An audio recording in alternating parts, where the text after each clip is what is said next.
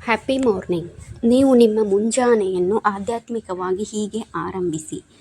Morning tips. ಮುಂಜಾನೆಯನ್ನು ನಾವು ಹೇಗೆ ಆರಂಭಿಸುತ್ತೇವೋ ಹಾಗೆ ನಮ್ಮ ದಿನವೂ ನಡೆಯುತ್ತದೆ. ಹಾಗಾಗಿ ಯಾವಾಗಲೂ ಮುಂಜಾನೆಯನ್ನು ಶುಭ ಸೂಚನೆಯ ಮೂಲಕ ಆರಂಭಿಸಬೇಕು. ಅದರಲ್ಲೂ ಆಧ್ಯಾತ್ಮಿಕ ರೀತಿಯಲ್ಲಿ ನಾವು ನಮ್ಮ ದಿನವನ್ನು ಆರಂಭಿಸಬೇಕು. ಆಧ್ಯಾತ್ಮಿಕವಾಗಿ ನಾವು ನಮ್ಮ ಮುಂಜಾನೆಯನ್ನು ಆರಂಭಿಸುವುದು ಹೇಗೆ? ನಿಮ್ಮ ಮುಂಜಾನೆ ಹೀಗಿದ್ದರೆ ಶುಭ. ದಿನವನ್ನು ಪ್ರಾರಂಭಿಸಲು ಮತ್ತು ದಿನಪೂರ್ತಿ ಉತ್ಸಾಹದಿಂದಿರಲು ಉತ್ತಮ ಮಾರ್ಗವೆಂದರೆ ಆಧ್ಯಾತ್ಮಿಕವಾಗಿ ನಮ್ಮ ಮುಂಜಾನೆ ದಿನಚರಿಯನ್ನು ಆರಂಭಿಸುವುದಾಗಿದೆ. ಆಧ್ಯಾತ್ಮಿಕ ಮಾರ್ಗದ ಮೂಲಕ ನಾವು ನಮ್ಮ ಬೆಳಗಿನ ಆಚರಣೆಗಳೊಂದಿಗೆ ದಿನವನ್ನು ಆರಂಭಿಸುವ ಮೂಲಕ ಒಬ್ಬರು ಬ್ರಹ್ಮಾಂಡ ಮತ್ತು ಅವರ ಆಂತರಿಕ ಆತ್ಮದೊಂದಿಗೆ ದೈವಿಕ ಸಂಪರ್ಕವನ್ನು ಸ್ಥಾಪಿಸಬಹುದು. ಇದು ನಿಮ್ಮ ದಿನದೊಂದಿಗೆ ಉತ್ತಮ ಬಾಂಧವ್ಯವನ್ನು ಸೃಷ್ಟಿಸುತ್ತದೆ ಮತ್ತು ಸಮತೋಲನ ಮತ್ತು ಪ್ರೀತಿಯ ಅರ್ಥವನ್ನು ನೀಡುತ್ತದೆ. ನೀವು ನಿಮ್ಮ ಮುಂಜಾನೆಯನ್ನು ಆಧ್ಯಾತ್ಮಿಕವಾಗಿ ಪ್ರಾರಂಭಿಸಲು ಸಹಾಯ ಮಾಡುವ 7 ಪರಿಣಾಮಕಾರಿ ಸಲಹೆಗಳು ಹೀಗಿವೆ ನೋಡಿ. ಹಾಗಾದರೆ ವಿಡಿಯೋನ ಸ್ಕಿಪ್ ಮಾಡದೆ ಕೊನೆಯವರೆಗೂ ನೋಡಿ. ಮುಂಜಾನೆ ಬೇಗ ಏಳುವ ಅಭ್ಯಾಸ. ನೀವು ನಿಮ್ಮ ಮುಂಜಾನೆಯನ್ನು ಆಧ್ಯಾತ್ಮಿಕವಾಗಿ ಆರಂಭಿಸಲು ಬಯಸಿದ್ದರೆ ಮುಂಜಾನೆ ಬೇಗ ಏಳುವುದು ಸೂಕ್ತ ಮಾರ್ಗವಾಗಿದೆ. ನಿಮ್ಮ ಆಧ್ಯಾತ್ಮಿಕ ದೈನಂದಿನ ಅಭ್ಯಾಸವನ್ನು ಪ್ರಾರಂಭಿಸಲು ಬೇಗನೆ ಏರುವುದು ಸೂಕ್ತ ಮಾರ್ಗವಾಗಿದೆ. ಆಯುರ್ವೇದದ ಪುರಾತನ ಶಿಸ್ತಿನ ಪ್ರಕಾರ ನೈಸರ್ಗಿಕ ಸಿರ್ಕಾಡಿಯನ್ ಲಯವನ್ನು ಕಾಪಾಡಿಕೊಳ್ಳಲು ಮುಂಜಾನೆ ಬೇಗ ಏಳಬೇಕು. ಅಂದರೆ 4 ರಿಂದ 6 ಗಂಟೆಯ ಒಳಗೆ ಏಳಬೇಕು. ಮುಂಜಾನೆಯು ತುಂಬ ಶಾಂತ ಮತ್ತು ನಿಕಟವಾಗಿರುತ್ತದೆ. ಆ ಸಮಯದಲ್ಲಿ ನೀವು ಸ್ವಯಂ ಜಾಗೃತೆಯನ್ನು ಅಭ್ಯಾಸ ಮಾಡಬಹುದು ಮತ್ತು ಉದ್ದೇಶಪೂರ್ವಕವಾಗಿ ನಿಮ್ಮ ಕಾರ್ಯಗಳನ್ನು ಮಾಡಬಹುದು. ಇನ್ನು ನೀರು ಕುಡಿಯಿರಿ. ನೀವು ಎದ್ದ ತಕ್ಷಣ ನಿಮ್ಮ ಹಲ್ಲುಗಳನ್ನು ಸ್ವಚ್ಛಗೊಳಿಸುವ ಮೊದಲು ಒಂದು ದೊಡ್ಡ ಲೋಟ ನೀರು ಕುಡಿಯುವುದು ಒಳ್ಳೆಯದು. ನೀರು ನಮ್ಮ ದೇಹದ 60% ರಷ್ಟಿರುವುದರಿಂದ ಅದು ನಮ್ಮ ದಿನನಿತ್ಯದ ಆರೋಗ್ಯಕ್ಕೆ ಅತ್ಯಗತ್ಯ.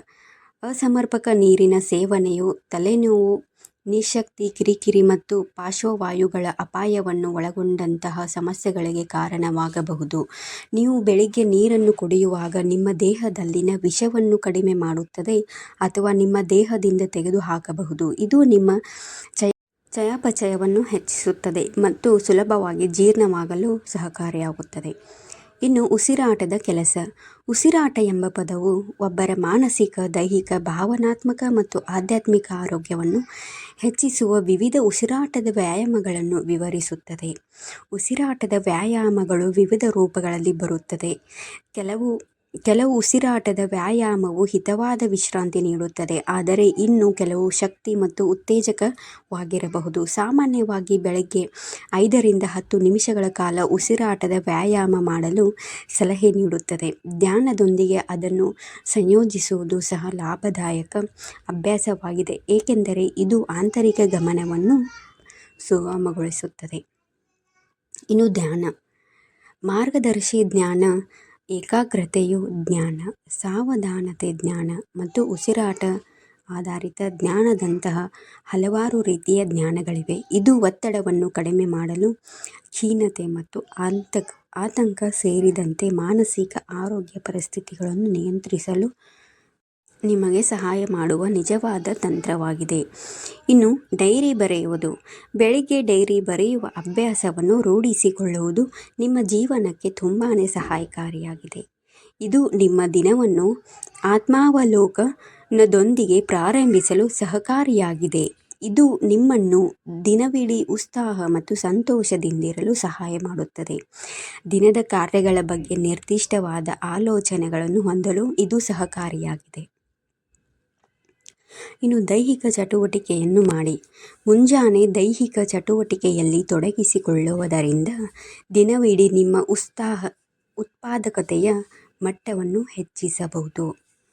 ಬೆಳಗಿನ ವ್ಯಾಯಾಮದಲ್ಲಿ ಅಥವಾ ವಾಕಿಂಗ್ನಲ್ಲಿ ನಿಮ್ಮನ್ನು ತೊಡಗಿಸಿಕೊಳ್ಳುವುದರಿಂದ ನಿಮ್ಮ ದೈಹಿಕ ಶಕ್ತಿಯು ಹೆಚ್ಚಾಗುತ್ತದೆ, ಆಯಾಸವನ್ನು ಕಡಿಮೆ ಮಾಡುತ್ತದೆ ಮತ್ತು ಚಯಾಪಚಯವನ್ನು ವೇಗಗೊಳಿಸುತ್ತದೆ. ಈ ನನ್ನ ಮಾಹಿತಿ ನಿಮಗೆ ಇಷ್ಟವಾದರೆ ಪ್ಲೀಸ್ ಲೈಕ್, ಶೇರ್, ಕಮೆಂಟ್ ಹಾಗೂ ಸಬ್ಸ್ಕ್ರೈಬ್ ಮಾಡಿ.